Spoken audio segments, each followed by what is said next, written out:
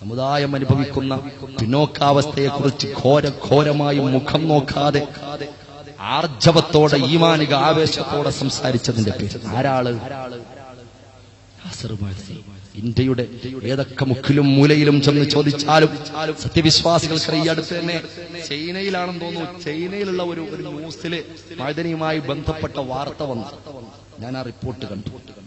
എന്റെ ഓർമ്മ ഇന്ത്യയിലല്ല, വേറെ രാജ്യത്ത് മഅദനിയുടെ അൻവാർ ശേരിയിൽ നിന്ന് പാവപ്പെട്ട മഅദനിയെ വിലങ്ങ് വെച്ച് പോകുന്നതുമായി ബന്ധപ്പെട്ട് അവിടെ തടിച്ചുകൂടിയ സത്യവിശ്വാസികളായ സഹോദരങ്ങളോട് അഭിമുഖം വരെ നടത്തിയിട്ട് ആ ചൈനീസ് ഭാഷയുടെ ഇടയിൽ മലയാള കരയൊക്കെ ഇങ്ങനെ കാണിച്ചിട്ട് ആ റിപ്പോർട്ട് പോലും, ഞാൻ വെറുതെ പറഞ്ഞതല്ല, ഇന്ത്യയിൽ മാത്രമല്ല പലയിടത്തും മഅദനി എന്ന് പറയുന്നത് വലിയ ഒരു ശബ്ദമായി ഉയർന്നിട്ടുണ്ട്. പല സത്യവിശ്വാസികൾക്കും ആവേശം പകർന്നിട്ടുണ്ട്.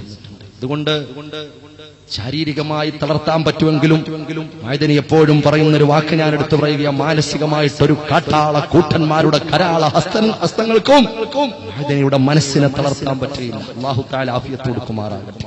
ഒരു ചെറിയൊരാശ്വാസമായിട്ട് ഒരു മാസത്തെ ജാമ്യം, വലിയ അധികാരത്തിന്റെ ദണ്ഡുകൾ പേറുന്ന കാട്ടാള കൂട്ടങ്ങൾ, കൊലയാളികൾ, പെണ്ണുപിടിയന്മാർ, കള്ളുപിടിയന്മാർ, ഭീഭത്സമായ പ്രവർത്തനങ്ങൾ നടത്തുന്നവർ, അവരൊക്കെ സന്തോഷത്തിന്റെ തേരേറി ഈ രാജ്യം അവരെ ചീറ്റി പോറ്റുമ്പോൾ പാവപ്പെട്ട മഅദനിയെ ചോര കുടിക്കുന്ന സവർണവർഗീയ ഫാസിസ്റ്റ് ശക്തികളോട് എന്റെ പ്രിയപ്പെട്ട സഹോദരങ്ങളെ സന്ധിയില്ലാ സമരം നടത്താൻ എന്റെ പ്രിയമുള്ള സഹോദരങ്ങൾ മാനസികമായിട്ടെങ്കിലും ഒന്ന് തയ്യാറെടുത്തുകൂടെ? നമ്മളെ ഒരു സഹോദരൻ, എനിക്ക് പ്രത്യേകമായിട്ട് PDP എന്ന് പറയുന്ന രാഷ്ട്രീയ പാർട്ടിയോടൊന്നും ബന്ധമുള്ള ആളൊന്നുമല്ല. മഅദനി എന്റെ അയൽവാസി, അങ്ങനെ ഒരു ബന്ധമുണ്ട്. നിങ്ങളൊക്കെ സ്നേഹിക്കുന്നത് പോലെ ഞാൻ മഅദനിയെ സ്നേഹിക്കുന്ന ആൾ. ആ രാഷ്ട്രീയത്തെ ഇഷ്ടപ്പെട്ടത് കൊണ്ടല്ല. മഅദനി ഒരു പണ്ഡിതനാ. മഅദനി ശബ്ദിച്ചതിനെ കുറിച്ച് ഞാൻ തുറന്നു പറയുകയാ. അതിന്റെ പേരിൽ എനിക്ക് എന്തൊക്കെ പീഡനങ്ങൾ ഏൽക്കേണ്ടി വന്നാലും, എന്നെ ആര് വെറുത്താലും, എന്നെ ആര് മാറ്റി നിർത്തിയാലും, എന്നെ ആര് പുച്ഛിച്ചാലും എനിക്ക് കുഴപ്പമില്ല. മഅദനി പറഞ്ഞത് കള്ളമല്ല. മഅദനി മൈക്കിലൂടെ പറഞ്ഞതൊന്നും കള്ളങ്ങളല്ല. കള്ളങ്ങളെ മൈക്കിലൂടെ ഒച്ചവെക്കാൻ പറ്റൂല. മഅദനി പറഞ്ഞത് 1000 കുതിരശക്തിയോടെ പറഞ്ഞത് 100 വട്ടം അത് സത്യമായിരുന്നു. പക്ഷെ പറഞ്ഞതിന് ചിലപ്പോ ഈമാനിക ആവേശം കൊണ്ട് വാക്കുകൾക്ക് മൂർച്ച കൂടിയിട്ടുണ്ടാവാം. ഈമാനിക ആവേശം കൊണ്ട് വാക്കുകൾക്ക് മൂർച്ച കൂടിയിട്ടുണ്ടാവാം. അത് നമ്മൾ കുറ്റപ്പെടുത്തിയിട്ട് കാര്യമൊന്നുമില്ല. ഭാഷയ്ക്ക് ചിലപ്പോ കുറച്ച് മൂർച്ച കൂടിയിട്ടുണ്ടാവാം. ചില വെല്ലുവിളികൾ നടത്തിയിട്ടുണ്ടാവാം.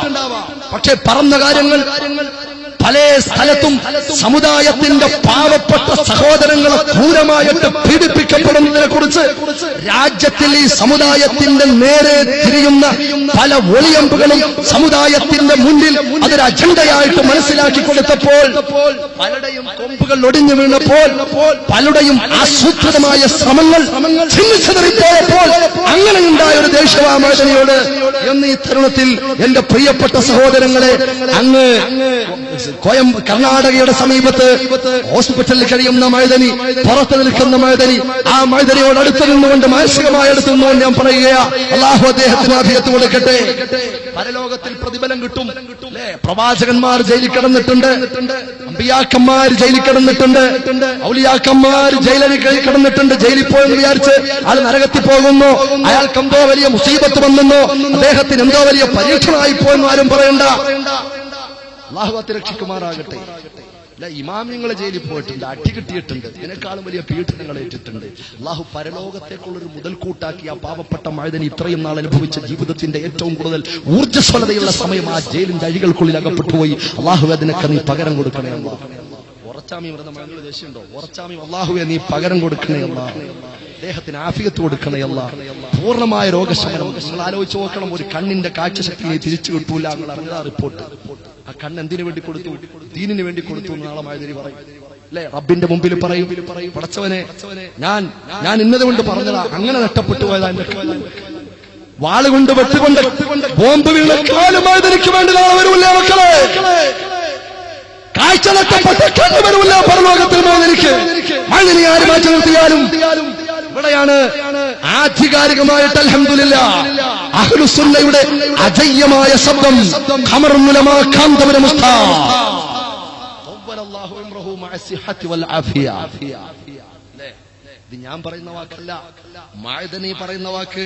മഅദനിയുടെ ഏറ്റവും അടുത്ത ആളുകൾ, എന്തിനേറെ പറയണം, മൈലക്കാട് ഷാ പ്രസംഗിച്ച പ്രസംഗം ഞാനൊന്നും എടുത്ത് പറയുന്നില്ല. എ പി ഉസ്താദ് ചെന്ന് കണ്ടതും എ പി ഉസ്താദ് സംസാരിച്ചതും എന്തിനേറെ പറയണം. മഅദനിക്ക് ജാമ്യം കിട്ടുന്നതിന്റെ തലേ ദിവസം പാതിരാ സമയത്ത് 10,000 ദുബൈയിൽ തടിച്ചുകൂടിയ ജനങ്ങളോട് ഇന്റർനാഷണൽ ഖുർആന്റെ സ്റ്റഡിയുമായി ബന്ധപ്പെട്ട്, ഹോളി ഖുർആനുമായി ബന്ധപ്പെട്ട് ഖമറുൽ ഉലമാ കാന്തപുരം ഉസ്താദ് പങ്കെടുത്തുകൊണ്ട് പ്രസംഗിച്ചിട്ട് അബ്ദുൽ നാസർ മഅദനിക്ക് വേണ്ടി മലയാളികൾ ഒരുമിച്ച് കൂടിയ ദുബൈയുടെ അറബിയുടെ മണ്ണിൽ 3 തവണ ശൈഖുനാ കാന്തപുരമുണ്ടല്ലോ, ആരുടെ കണ്ണിലെ കരടാണെന്ന് പറഞ്ഞിട്ട് ഒരു കാര്യമില്ല. ശൈഖുനാ ഖമറുൽ ഉലമാ കാന്തപുരം ഉസ്താദ് 3 തവണ ദ്വാരന്നു, 3 തവണ ദ്വാരന്നു. ദൃസാക്ഷികളുണ്ട് സഹോദരന്മാരെ, 3 തവണ ദ്വാരം. അങ്ങനെ സാധാരണ ഇറക്കലില്ല. മഅദനിക്ക് മോചനം കൊടുക്കണമെന്ന 3 തവണ ദ്വാരം. അന്നത്തെ പ്രഭാതത്തിൽ, അന്നത്തെ അടുത്ത ദിവസം അള്ളാഹുവിന്റെ തൗഫീഖ് കൊണ്ട് മഅദനിക്ക് മോചനം. എ പി ഉസ്താദ് സുന്നത്ത് ജമാഅത്തിന്റെ പ്രവർത്തകരോട് എന്താ പറഞ്ഞത്? അദ്ദേഹത്തിന്റെ പീഡനങ്ങൾ, അദ്ദേഹം ജാമ്യം കിട്ടാതെ പ്രയാസപ്പെട്ടപ്പോൾ സുന്നത്ത് ജമാഅത്തിന്റെ പ്രവർത്തകരോട് പലരും പറഞ്ഞിട്ടുണ്ടെങ്കിൽ, പലരോടും പറഞ്ഞിട്ടുണ്ടെങ്കിൽ, ബഹുമാന്യനായ ഉസ്താദ് അവറുകൾ തന്റെ പ്രിയപ്പെട്ട അനുയായി വൃന്ദത്തോട്, തന്റെ പ്രിയപ്പെട്ട തന്നെ സ്നേഹിക്കുന്ന കൂട്ടത്തോട് പറഞ്ഞെന്താ? ഖസീദത്തുൽ ബുർദയിലാണ് മഅദനിയെ സംബന്ധിച്ചുകൊണ്ട് എ പി ഉസ്താദ് പറഞ്ഞെന്താ? ഉസ്താദ് പറഞ്ഞു, നിങ്ങളൊക്കെ ഒരു ബുർദ ഓതണം, ഒരു ബുർദ എല്ലാവരും ചൊല്ലണം. എന്നിട്ട് എപ്പോഴാ മുമ്പ് പ്രയാസം ഉണ്ടായപ്പോൾ ഒരു ഖസീദത്തുൽ ബുർദയിൽ നിങ്ങൾ മഅദനിക്ക് വേണ്ടി ദ്വാരക്കണം. ഓരോ യൂണിറ്റിലും ഖസീദത്തുൽ ബുർദയിൽ മഅദനിക്ക് വേണ്ടി ദ്വാരക്കണം.